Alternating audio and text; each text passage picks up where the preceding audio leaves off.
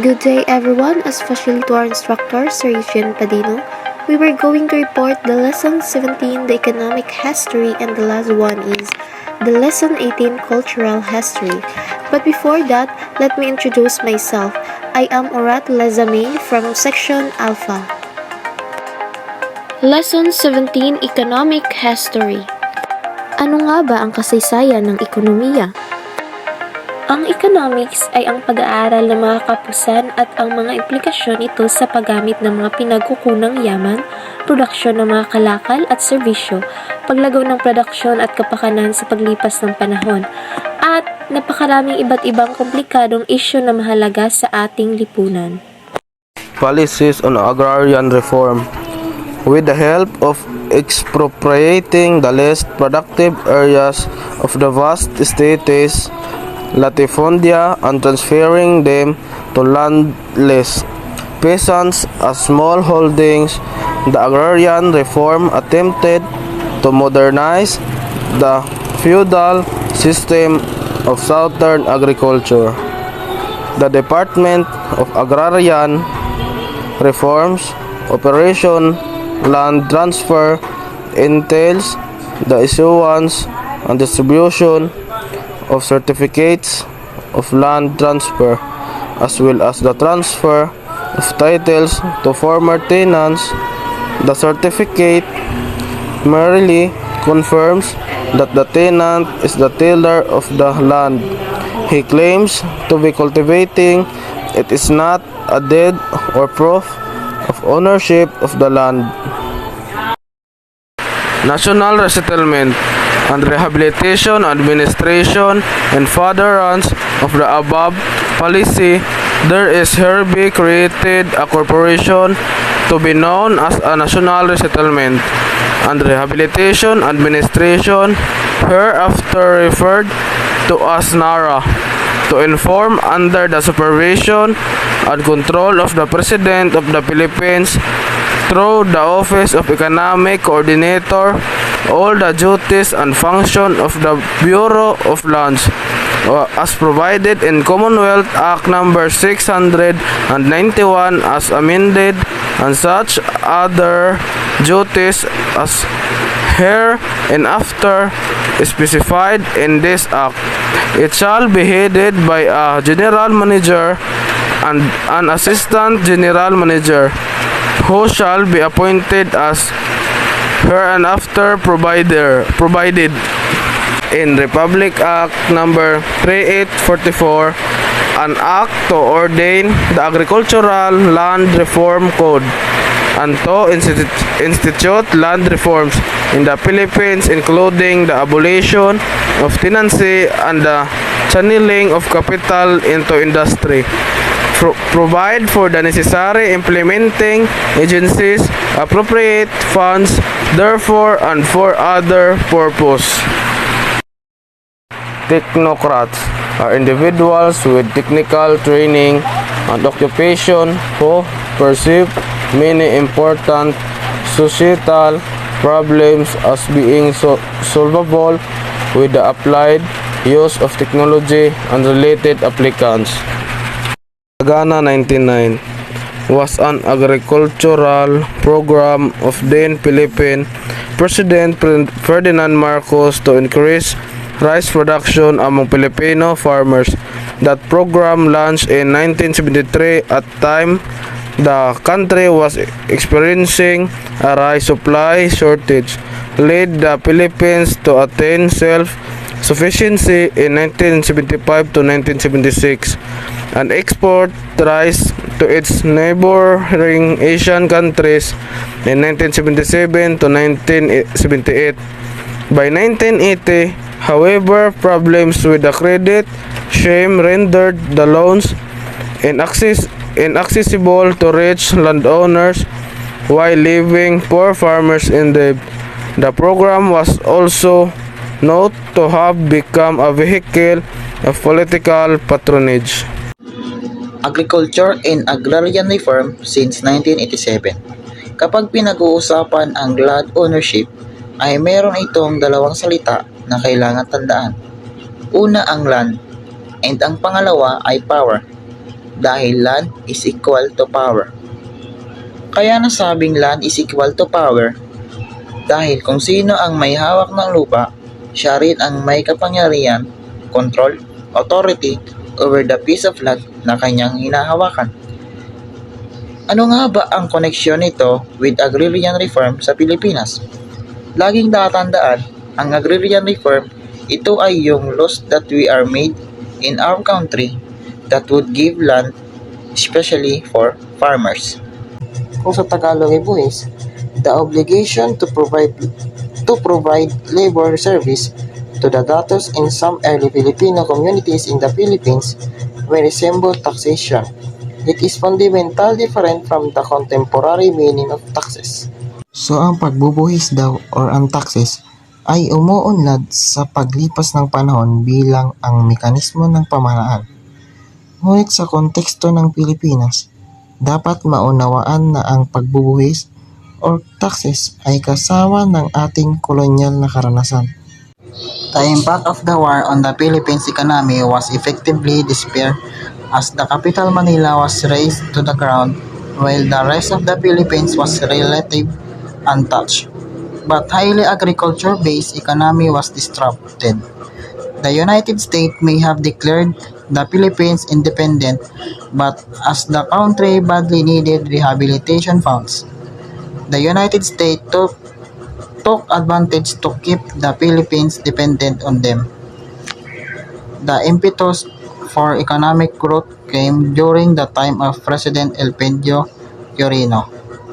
Through the implementation of import and exchange control that led to import substitution development, while the succeeding presidencies of Magsaysay, Garcia, and Macapagal promised to study the tax structure and policy of the country through the creation of a tax commission in 1959 to make way for a more robust and efficient tax collection.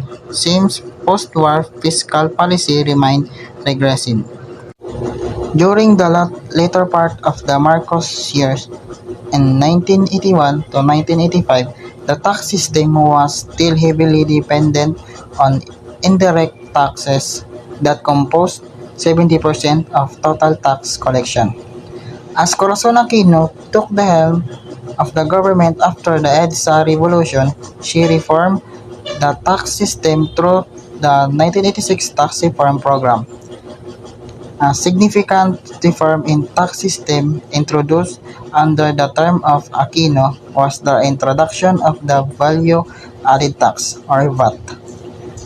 Greater political stability during the administration of Fidel Ramos in 1992 allowed for continued economic growth.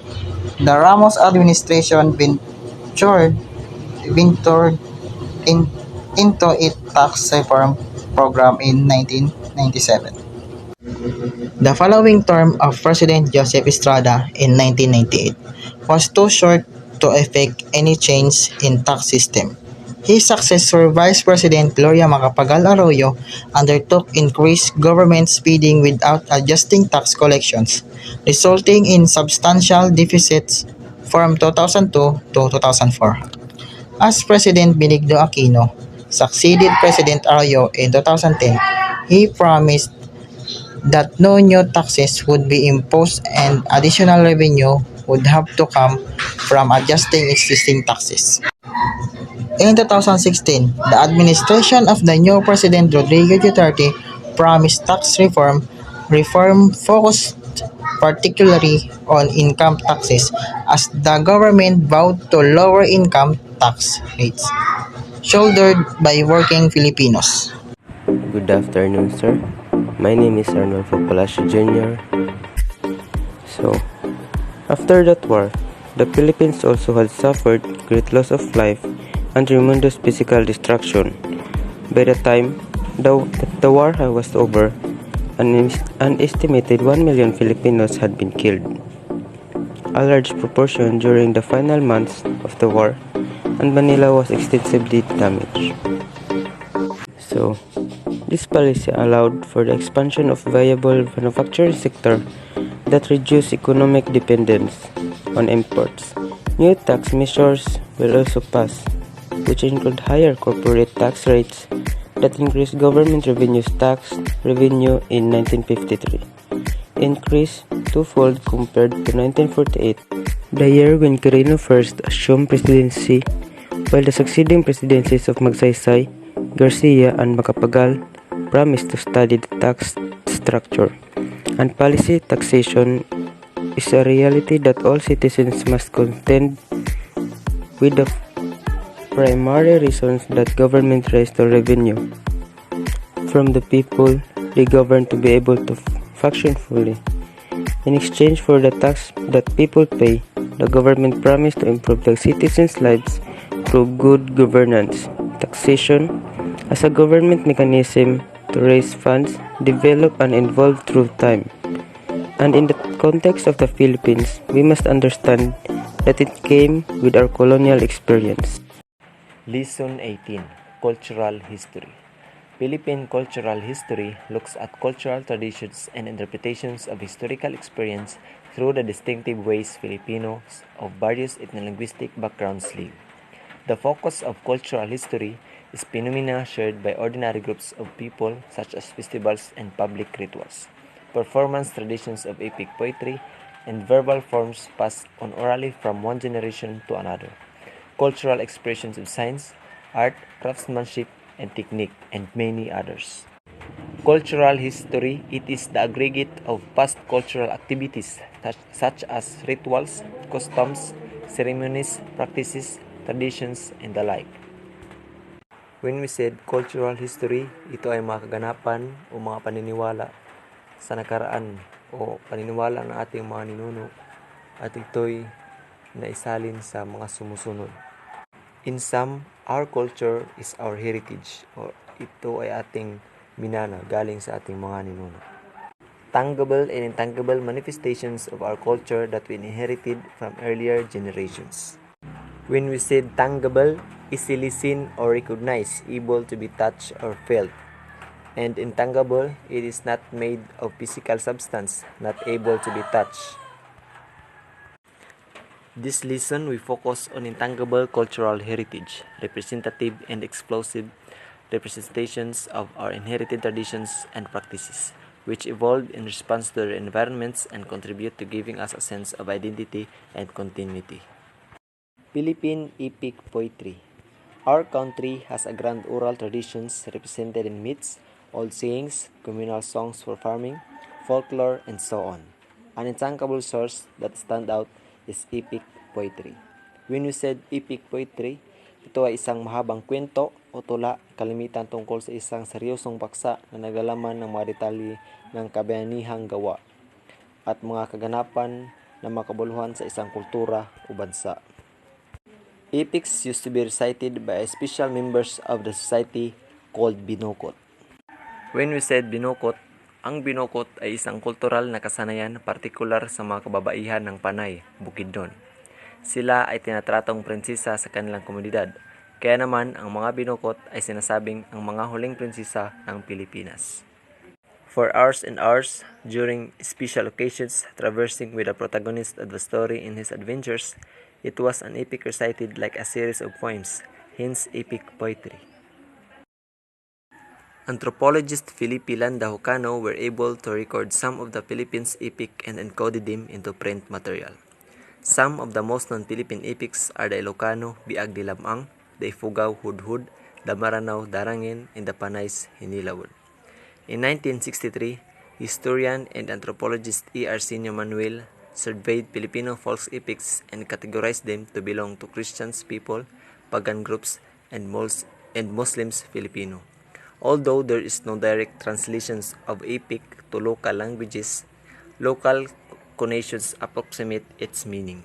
The Spaniards must have known some of these epics. Spanish military officer Miguel de Lorca in 1582 referred to a folk epic in Panay Island as a way to preserve their ancient lore, which they sing in a very pleasing manner, commonly while playing their oars. He noted that during revelries, singers recite the exploits of olden times.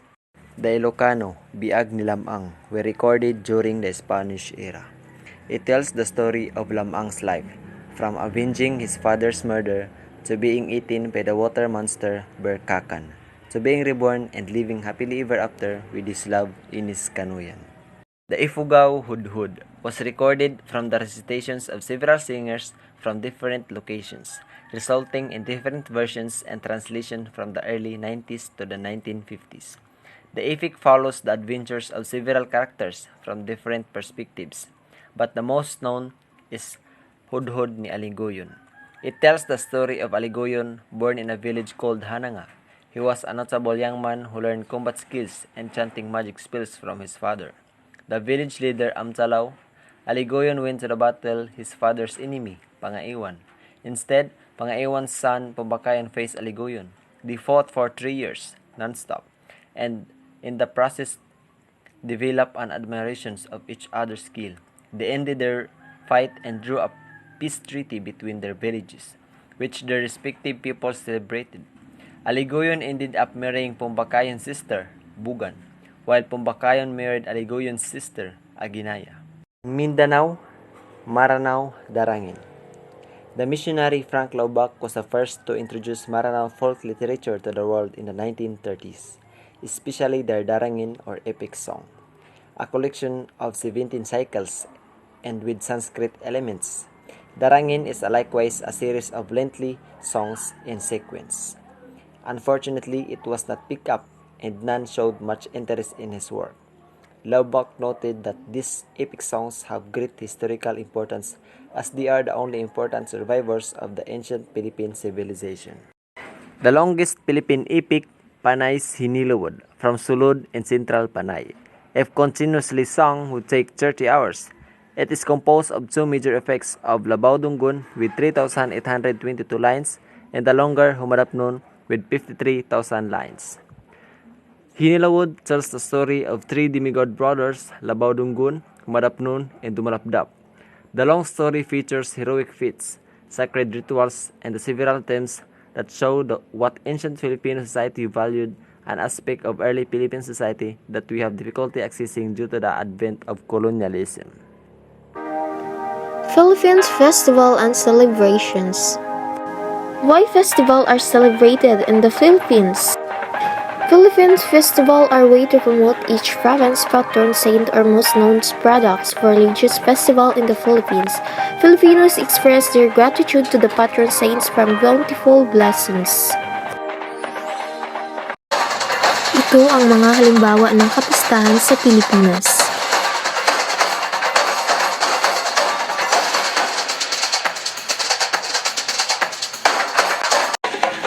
The Santo Niño de Cebu devotion is a symbol of the beginning of Christianity in the Philippines.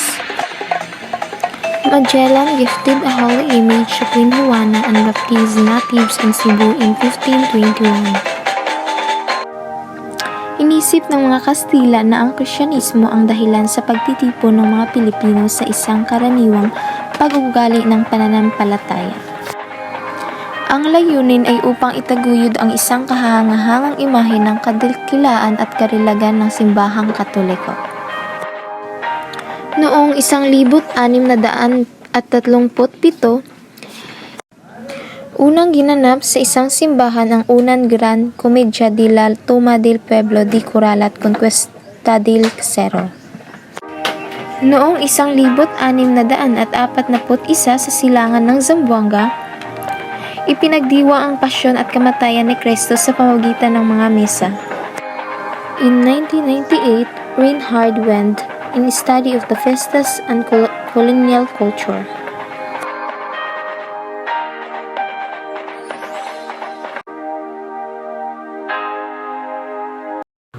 Preservation of intangible cultural heritage.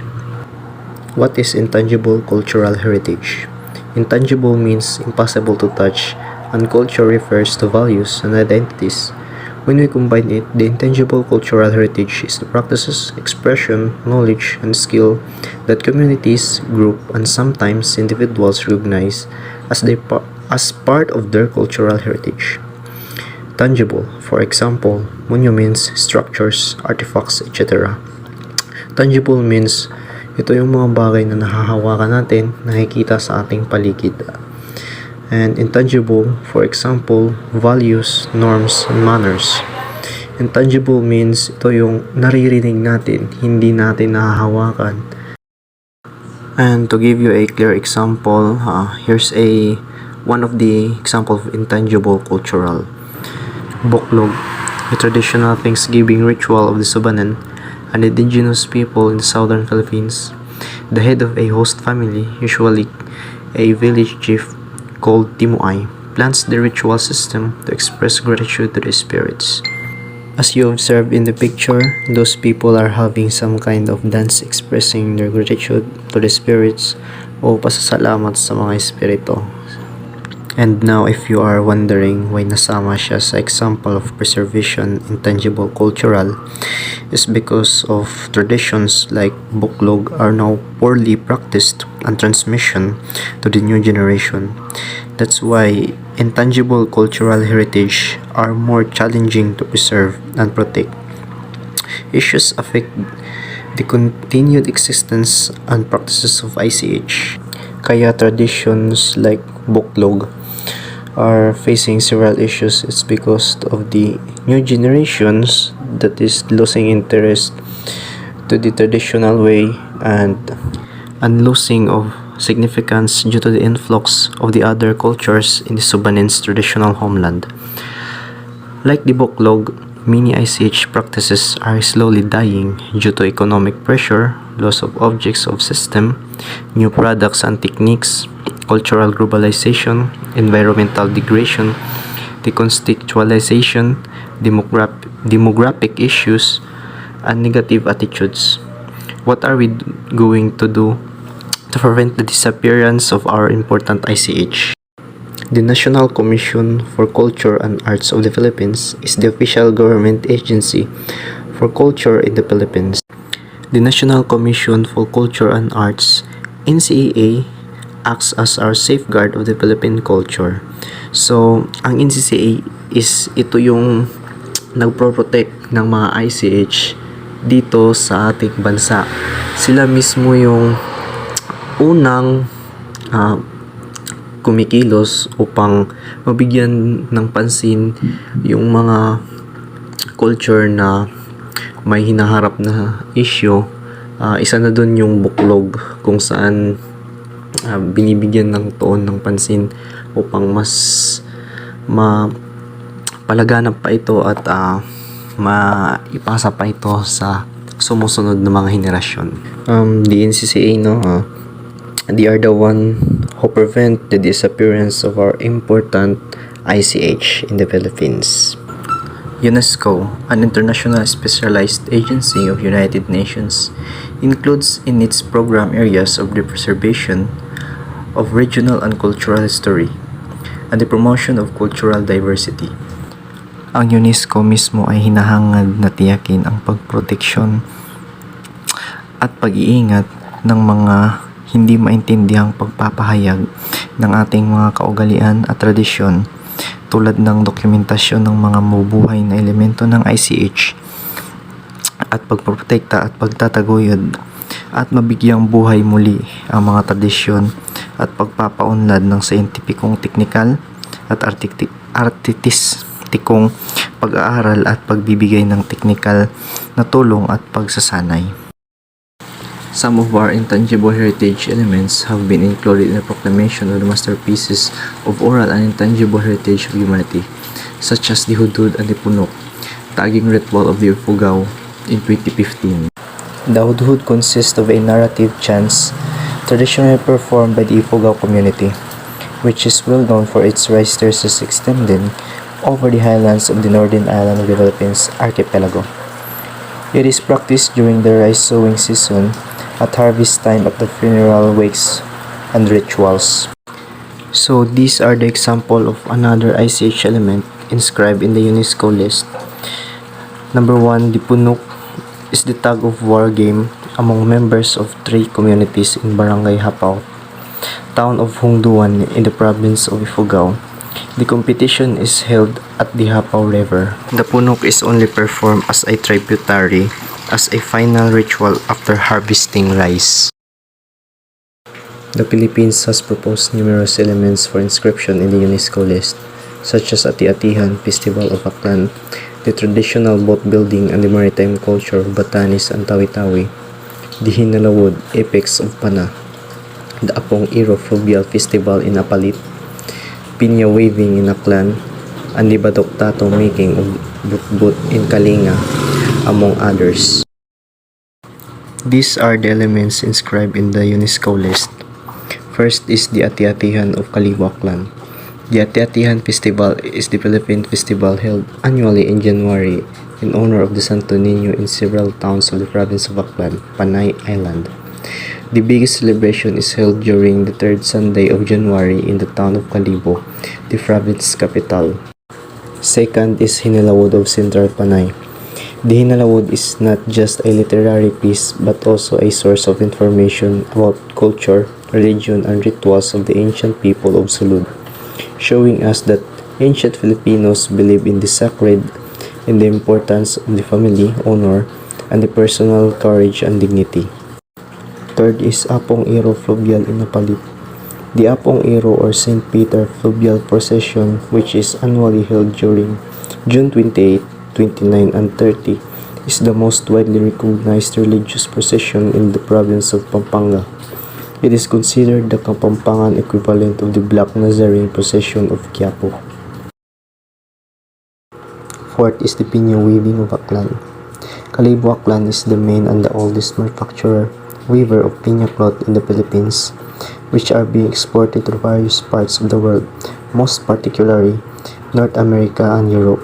Pinya weaving is an age-old tradition which was recently revived in the past 20 years. Products of pinya weaving. The final stage of pinya weaving, called paghaboy, involves weaving the cloth on an upright two-treadle loom. Finished pinya fabric is translucent. So these are the products of pinya weaving. And isa sa pinaka-common na product ng pinya weaving ay ang barong Tagalog. Hindi lang barong Tagalog, marami pang iba. As you can see in the picture, these are the products. Next is batok tattoo. Batok is a term used to describe the traditional way of tattooing. It is the process where tattoos are made through hand tapping of ink called using into the skin using a thorn called sait that is attached to the bamboo stick or gisi in the Kalinga dialect.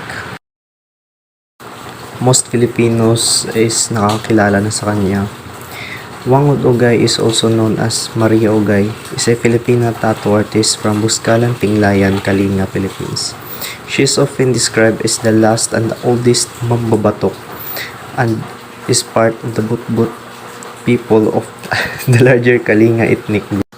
For those people na hindi siya kilala, she is Apo Wangod, a traditional tattoo artist from Kalinga. And sumikat siya through social media through his work. And na-feature din siya sa isang blog page na sikat sa Facebook, and that is Nas Daily. Batok tattoo designs. These are the traditional tattoo designs. Batok was believed to survive beyond death, gaining passage to the afterlife. Other designs communicated knowledge from the past ancestors or the gods, or were marks to protect a person from angry ancestors or evil spirits. So these are not just random tattoo designs. Each of these has a meaning and also believed as a sacred to the Kalinga people. In the Philippines, the NCCA has organized an inventory of the country's ICH through the PIICH, following the 5 prescribed domains. The following are the 5 domains and the sampling of the ICH covered in the inventory.